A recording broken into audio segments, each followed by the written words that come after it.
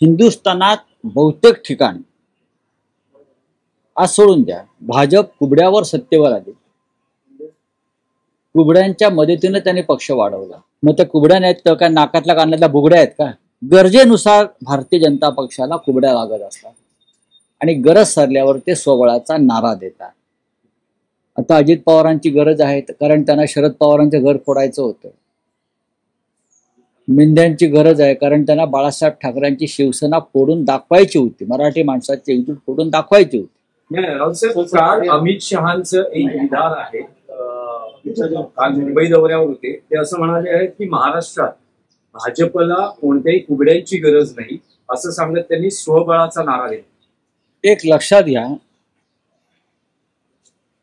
हिंदुस्थानात बहुतेक ठिकाणी आज सोडून द्या, भाजप कुबड्यावर सत्तेवर आली. कुबड्यांच्या मदतीने त्यांनी पक्ष वाढवला. आज बिहारमध्ये कुबड्या नाही आहेत का? बिहारमध्ये कुबड्या नाही आहेत का? बिहारमध्ये कुबड्या आहेत. महाराष्ट्रात 2 कुबड्या आहेत ना. मग त्या कुबड्या नाहीत तर काय नाकातल्या कानातल्या बुगड्या आहेत का? घेऊन फिरताय. कुबड्या आहेत, पण गरज सर्व वैद्य मग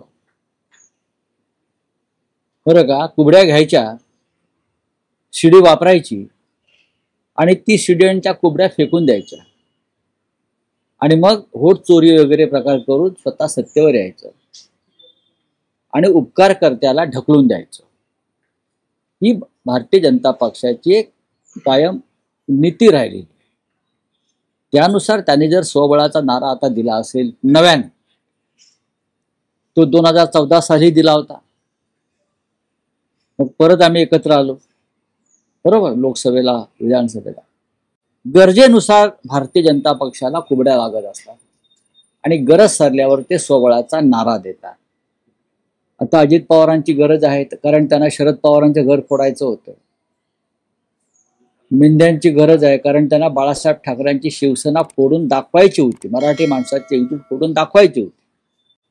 आता मला वाटतं त्यांचं ते कार्य संपलं असल्यामुळे त्यांना कुबड्यांची गरज नाही असं अमित शहा म्हणतात. ते त्यांच्या व्यापारी नीतीनुसार वागतात.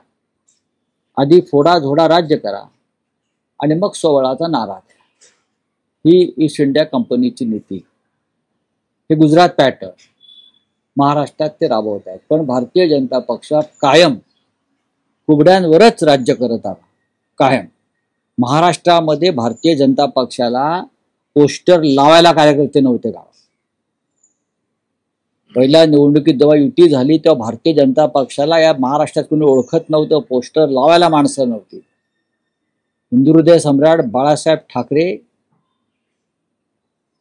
या महान नेत्यानं हिंदुत्वाच्या मुद्द्यावर शिवसैनिकांना आदेश दिले की भारतीय जनता पक्षाचंही काम केलं पाहिजे. कुबड्या काय सांगतात? हे आम्हाला कुबड्या शिकवतात, सांगतो ना मी. बाबरीनंतर देशभरात आम्ही निवडणुका लढणार. बाबरीनंतर आम्ही 65 जागी उत्तर प्रदेश, बिहार, राजस्थान, मध्य प्रदेश येथे आम्ही लोकसभा लढणार होतो. बाळासाहेब ठाकरेंची, हिंदुहृदय सम्राटांची लाट होती. अटलजींनी विनंती केली, अडवाणींनी विनंती केली बाळासाहेबांना की तुम्ही निवडणुका लढलात तर भारतीय जनता पक्षाचं नुकसान होईल, हिंदुत्वात फूट पडेल. मैं आपसे प्रार्थना करता हूं बाला साहब कि आप अपने उम्मीदवार पीछे लीजिए. बाळासाहेबांनी एका क्षणात आम्हाला सगळ्यांना सांगितलं की माघार घ्यायची. तेव्हाही नाहीतर कुबड्या काय आहेत ते त्यांना कळलं असतं. अमित शहा राजकारणात फार उशिरा आले आणि ते सुद्धा व्यापारी म्हणून आले. ते व्यापारी म्हणून राजकारण करतात. ते काय in the interest of nation, in the interest of public, समाज, याच्याशी त्यांचा काहीच संबंध नाही. आणि त्यांनी भारतीय जनता पक्षामध्ये व्यापारी वृत्तीची एक पिढी निर्माण केली आणि त्याच्यामुळे हे जे काय त्यांचं चालू आहे ना, ह्या कुबड्या नको, त्या कुबड्या नको, चौपाटीवर पक्षाचे टॉवर्स उभे करायचे, हा मुलाला क्रिकेटमध्ये टाकून क्रिकेट ताब्यात घ्यायचं, परिवारवाद हा तिथून सुरू आहे भाजपचा. परिवारवाद फक्त राजकारणात नसतो, तर कर्तृत्वशून्य मुलांना अशा ठिकाणी बसवणं, आपला पदाचा वापर करून ताकद दाखवून त्यालाही परिवारवादच म्हणतात. नाही, पण राऊसाहेब, त्या अमित शहांच्या विधानावर फडणवीसांनी सारवासारव केले. त्यांचं असं म्हणणं आहे की कुबड्या म्हणजे मित्र नव्हे. मग काय अमित शहाच्या याच्यावर सारवासारव कशा करताय? अमित शाह स्पष्ट बोललेले आहेत. अमित शाह स्पष्ट बोललेले आहेत. खरं म्हणजे या अपमानानंतर अजित पवार आणि शिंदेनी सरकारच्या बाहेर पडायला पाहिजे.